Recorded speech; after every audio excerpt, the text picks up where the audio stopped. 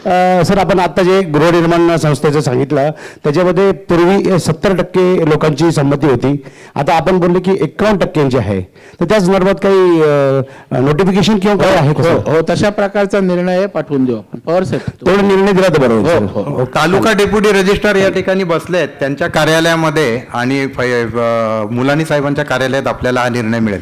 सर्वांच्या वतीने जिल्हा फेडरेशनच्या सेक्रेटरी या नात्याने सोसायट्यांचा स्वयंपुनर्विकास करताना आम्हाला सर अशी अडचण येते की बेसमेंट जे आहे ते बेसमेंट पूर्वी FSI फ्री होतं आणि मग त्याला मोबदला देताना पुनर्विकासामध्ये कसा द्यावा याबाबत काही गाईडलाईन असतील तर मार्गदर्शन करावं. कारण त्याचं 200 रुपये स्क्वेअर फुटाने त्यांनी घेतलेलं असतं, फ्लॅट 500 रुपये स्क्वेअर फुटाने घेतला आहे, पण आता त्यालाही तेवढाच एरिया पाहिजे असतो आणि मग ती तडजोड होत नाही. तर आपण मुंबईमध्ये याबाबत कशी हाताळता ही प्रक्रिया जर सांगितलं. मुंबईच्या कॉर्पोरेशनचे नियम तुमच्या कॉर्पोरेशनचे नियम वेगळे आहेत. तर उद्या तुमच्या कॉर्पोरेशनच्या नियमात बदल करावा लागला तर सरकारला सांगून आपण बदल करून आणू. तुमचे जे काही विषय आहेत ना अडचणीचे ते तुम्ही एका कागदावर लिहून काढा आणि त्या संदर्भात आपण सरकार दरबारी एक जॉईंट मीटिंग लावू. तोरवणे साहेब, नक्की इथल्या आयुक्तांना देवेंद्रजींकडे बोलवून घेऊ आणि जे पहिले त्याच्या अगोदर विषय काढा, आपण तुमचा विषय समजून घेऊन मार्गी लावू. सर्वांना नमस्कार. प्रवीण दारुके साहेब, आपल्याला पण नमस्कार. मी असं विचारत होतो की सेल्फ डेव्हलपमेंट करण्यासाठी जे काही पैसे लागतील ते जर आपण दुसऱ्या संस्थेने जर दिले आणि बिल्डर जसं रिडेव्हलपमेंट करताना जास्त फ्लॅट बांधून त्याचा झालेला खर्च काढतो, नफा मिळवतो, तशाच प्रकारे त्याच प्रिन्सिपलवरती सोसायटीने जर स्वतःचं डेव्हलपमेंट केलं आणि जो येणारा बांधकामाचा खर्च आहे तो जर तेवढे 2 फ्लॅट 4 फ्लॅट जास्त बांधून जर विकलून ते पैसे बँकेला एक रकमी दिले तर ते चालू शकतात का, असं मला विचार. चालू शकतात, पण त्याच्यात काही चार्जेस बँक घेते, कारण तुम्हाला पैसे तेवढे आपण डिप्लॉय केलेले असतात, राखून ठेवलेले असतात. नॉमिनल कोट चार्जेस घेतात एक रकमी घेतले तरी. बऱ्याच बँका, माझा अनुभव, बऱ्याच सोसायट्या हे पैसे पहिलं फाउंडेशनपर्यंत प्लिंथ काढेपर्यंत उचलतात, नंतर पैसेच लागत नाही, सेलेबल बुकिंग होते, आमच्याकडे पुढचे पैसे मागायला पण येत नाहीत. बरोबर. सर, माझा प्रश्न असा आहे की जेव्हा पुनर्विकास होतो तर इमारत किती वर्ष जुनी असली पाहिजे? 20 वर्ष. आपण 15 वर्ष करायची मागणी करतोय, कारण कसं आहे, उद्या 10 वर्षाची केली तर याचा अर्थ बांधलेल्या ती निकृष्ट बांधकाम आहे.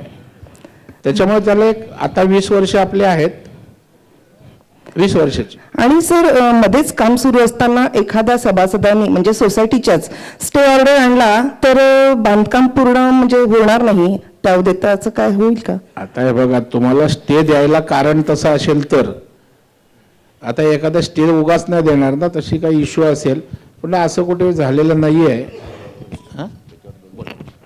मॅडम, आता जर तुम्ही गेले 5 वर्षातले जर तुम्ही सगळे कोर्टाचे निर्णय बघितले तर आता जर त्या संस्थेनी सगळी जर प्रक्रिया 2019च्या सर्क्युलर परिपत्रकाप्रमाणे केली असेल, म्हणजे सगळं पारदर्शकप्रमाणे केले असेल, सगळे मिनिट्स व्यवस्थित ठेवले असतील तर असा एखादा माणूस ब्लॅकमेल करण्याच्या दृष्टीने असा अडकाठी आणू शकत नाही. सगळे सोसायटीच्या बाजूने निर्णय लागले, subject to star condition apply, सगळ्या गोष्टी आपण पारदर्शक केल्या असतील. वेळच्या कारण शेवटी कागद बोलतात, त्याप्रमाणे तुम्ही केलं असेल तर 1-2 किंवा 5 माणसं असं अडकाठी आणू शकत नाहीत. हा बोला. हां सर, नमस्कार. 51% सभासदांचं एकमत झाल्यानंतर पुनर्विकास करता येईल असा नियम केला आता, बरोबर. तर बाकी राहिलेले निम्मे लोक जवळपास त्या सभासदांनी सांगितलं की आम्हाला भागच घ्यायचा नाही, तर मग त्यांना आणि आम्हाला आमचं मग त्यांचा भाग घ्यायचा नाही, तर मग त्यांच्या जागेबद्दल त्यांनी काही मार्केटप्रमाणे पैसे मागितले की आमच्या फ्लॅटची इतकी किंमत देऊन टाका, ती कोणी द्यायची? नाही, आता कसं आहे तेही करू आमचं, तसा विषय आतापर्यंत आलेला नाही आहे. कारण सोसायटी असा एखादाच माथे फिरू असेल की त्याचा फायदा होतोय समजून मला नको म्हणून, त्याच्यामुळे तसं जर असेल तर सोसायटी जर सक्षम असेल किंवा त्यांच्या प्रकल्पामध्ये जर ॲडिशनल प्रोजेक्ट कॉस्टमध्ये केले की 4 लोक विकून जायला मागतायत तर 4 लोकांचे ॲडिशनल पैसे द्यायची व्यवस्था आपण करू शकतो. पण मग त्यांच्या ठिकाणी दुसरे मेंबर घेतले जातील का? मग हो, अर्थात ना, त्याच्याशिवाय मग ते पैसे फिजिबिलिटी व्हायला तुम्हाला शेवटी काय मग तेच शंका होती, पैसे घ्यावेच लागणार ना. हो सर, थँक्यू सर. सर, मी मुठे नाशिकमध्ये पंचवटीमध्ये माझी गल्ली मुठे गल्ली म्हणून आहे, त्यात आमचा जुना वाडा आहे, पण तो म्हणजे अमलमेशन करून आपण डेव्हलपमेंटला दिलेलं आहे. डेव्हलपमेंटला दिल्यानंतर डेव्हलपमेंटसाठी एकदा प्लॅन सँक्शन झाल्यानंतर त्यात काही पुढे प्रॉब्लेम यायला पाहिजे का कॉर्पोरेशनकडून? मला कळला नाही प्रश्न जरा.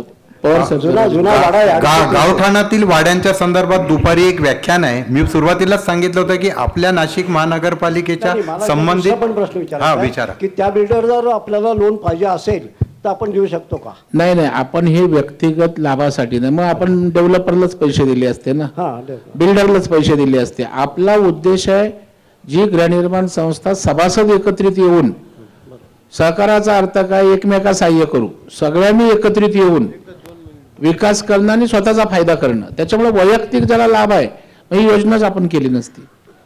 एकच प्रश्न असा विचारायचा होता की सोसायटी तयार आहे रिडेव्हलपमेंटसाठी, फक्त स्वयंअर्थ जर फायनान्स आम्हाला जर अपेक्षित आहे तर त्या संदर्भामध्ये कशी प्रोसिजर असेल आणि काय करावं लागेल?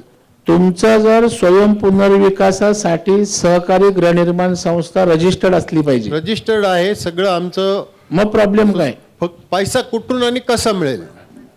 मग आता मी मगाचपासून सांगितलं काय म्हणजे याच्या पुढे वाचले गीता तसं झालं माझं. एवढा मी एक तासभर बोललो. स्वयं पुनर्विकासासाठी अर्थसहाय्य मुंबई जिल्हा मध्यवर्ती बँक, नाशिकमध्ये पण राज्य सहकारी बँक, राज्य सहकारी बँकेचं राज्य सहकारी बँकेला नोडल एजन्सी शासनाने केलेली आहे. या स्वयं पुनर्विकासाच्या प्रकल्पांसाठी महाराष्ट्र राज्य सहकारी बँक इकडे तुमच्याकडे नाशिकला डिव्हिजन ऑफिस आहे. तथापि हेड ऑफिसला बैठक घेऊन आपण नाशिक पासून सुरुवात करू त्याची. नमस्कार, माझं नाव दिलीप तुपे. माझा प्रश्न आहे, जिल्हा उपनिबंधक कार्यालय आणि हाऊसिंग फेडरेशनला पुनर्विकासासंदर्भात सगळ्या नियमावलीची एक पुस्तिका प्रकाशित करणार आहात का? करा. DDR तुम्ही पुढाकार घ्या. जिल्हा उपनिबंधक या सगळ्या विषयाची माहिती देणारी सोप्या भाषेतली सगळे नियम, कायदे, प्रक्रिया सांगणारी पुस्तिका काढा. किती तुम्हाला 15 दिवस लागतील की महिना आहे ना? देऊन टाका. हॅलो, तुम्हाला एक 15 दिवसात उपलब्ध करतील. नाशिकमध्ये राजसारथी हाऊसिंग सोसायटी सगळ्यात मोठी हाऊसिंग सोसायटी आहे. 10 एकर जागा आहे आमची. 38 बिल्डिंग आहेत, 350 फ्लॅट आहेत. तर आमच्या 38 बिल्डिंगमध्ये समजा माझी बिल्डिंग एक आहे तर माझ्या बिल्डिंगला पुनर्विकास करता येईल का? याच्यामध्ये करता येईल, तुम्हाला सेपरेशन व्हावं लागेल. पण याच्यात आपण आणखी एक ऍड करतोय जे आमचं आता चालू आहे.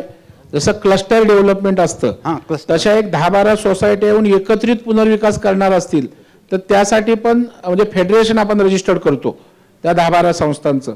तर देवेंद्रजींचं त्यावरही काम सुरू आहे. मग क्लस्टरचा आणखी उलट फायदा होऊ शकतो. पण तुम्ही इंडिव्हिज्युअल करणार असाल तर करू शकतात. मुंबईत असं झालेलं आहे. माननीय दरेकर साहेब आणि व्यासपीठावर सर्वांना माझे नमस्कार. हे शेवटचं माझा एक प्रश्न असा होता सर, आत्ता जो नवीन नियम आला आहे डीम कन्व्हेन्स रद्द होणार आहे तर तो होणार आहे का? आणि दुसरं, वैयक्तिक जर आपण जर करत असेल तर म्हणजे गृहनिर्माण जे आपण डेव्हलपमेंट म्हणतोय की सोसायटी स्वतः करणार असेल तर त्याला तो बंधनकारक आहे का? तो फेक मेसेज आहे, व्हॉट्सअपवर फिरतो तो. असा कुठेही डीम कन्व्हेन्स रद्द झालेला नाहीये. डीम कन्व्हेन्स आता असा कायदा आहे की तुम्ही डीम कन्व्हेन्सला गेल्यानंतर जी प्रक्रिया होता आता त्या अधिकाऱ्याला डायरेक्ट सस्पेंड करणार. जर जाणीवपूर्वक तुम्हाला डीम कन्व्हेन्सला रिस्पॉन्स नाही केलं, मुद्दाम लटकवत बसलं तर त्या अधिकाऱ्याला कारण दाखवण्याचा निर्णय सरकारने घेतलेला आहे. आता पहिला डीम कन्व्हेन्सला नावाला डीम कन्व्हेन्स पण होत नव्हतं डीम कन्व्हेन्स. आता तसं होणार तर आपले सरच सोडवू शकतील.